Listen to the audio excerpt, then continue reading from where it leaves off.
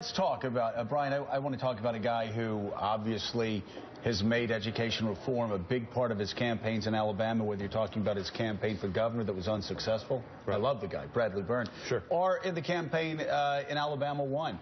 You guys got involved, Ending Spending Action Fund, Joe Ricketts, and you got involved in that race down there. And a lot of people are looking at what you did and what the Chamber of Commerce did as a model for Republicans going forward. Fighting for conservative, Main Street, pro-business Republicans that are sensible. I think that's right. I mean, I think one of the big lessons of Alabama is that we have to unify. A lot of people tried to say this was establishment versus Tea Party. We didn't see it that way, quite frankly. When we talked to local people on the ground, they say Bradley Byrne was the one true pro-growth, good conservative candidate that was right for Alabama. So we viewed this as sort of like Tea Party conservative guy versus somebody really far outside the mainstream.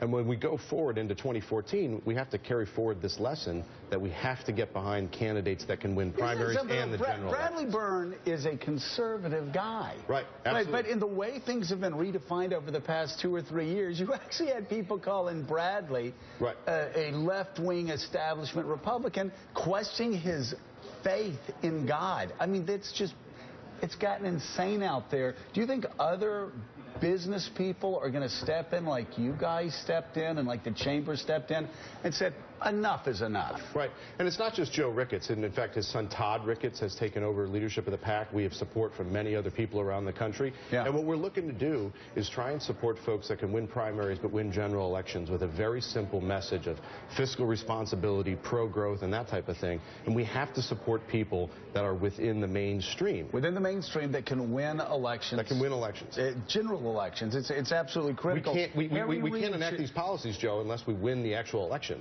That's what I've been saying on my book tour this week. You want to change the world? You want to make America more conservative? That's right. You actually have to start winning. We've lost 5 out of 6 presidential elections. Harry Reid should have been retired a long time ago. That's right. We keep shooting ourselves in the foot. I want to ask you about Virginia. You just told me the most remarkable thing that, you know, Ken Cuccinelli's people are talking about the shutdown as being the killer, and I'm sure that really did kill him politically. But you said the Republicans, which were so screwed up in 2012 in Mitt Romney's race, where we all thought we were like 10 points ahead, they were screwed up in Ken Cuccinelli's race, too. That's right. Terry McAuliffe had polls showing it to be 1 or 2 points. That's why the Clintons kept coming in.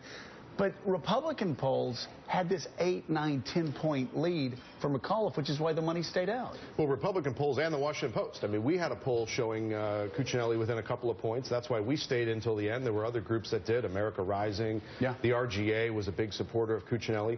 But, we felt that the race was very close. And then when we saw it really tighten up when Cuccinelli focused on Obamacare. Yeah. And that's what really, once the shutdown was over, in fact, I said on election night, if the election had been held a week later or the shutdown had ended a week earlier, Cuccinelli would have won. I mean, that's how close it was. And there'd been no greater message to the Obama administration about how people are unhappy with Obamacare if Cuccinelli had been elected. Walter, so that's our message going into 2014, Joe. I think Virginia was such a fascinating race, Walter, because you had all of these things going against Cuccinelli.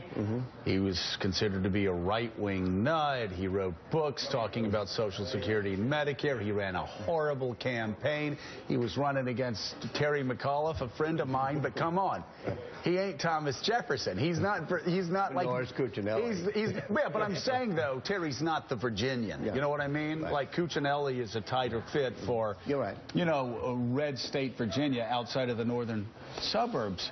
And yet, this was a close race at the end. I mean, what message do you take out of Virginia? It's one of the most fascinating races I've seen in a while. Well, I think that's right when the Obamacare problems are starting to happen. I'm sure you're right with your polls.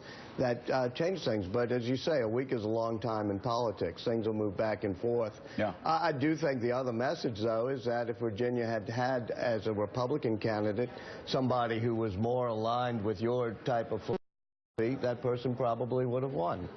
Well, who knows? There are a lot of different variables, but we'll see. Hey, Brian, thanks for being here. I was with David Axelrod yesterday in Chicago. I had a guy come up to me and said, you were at Fenway's 100th celebration.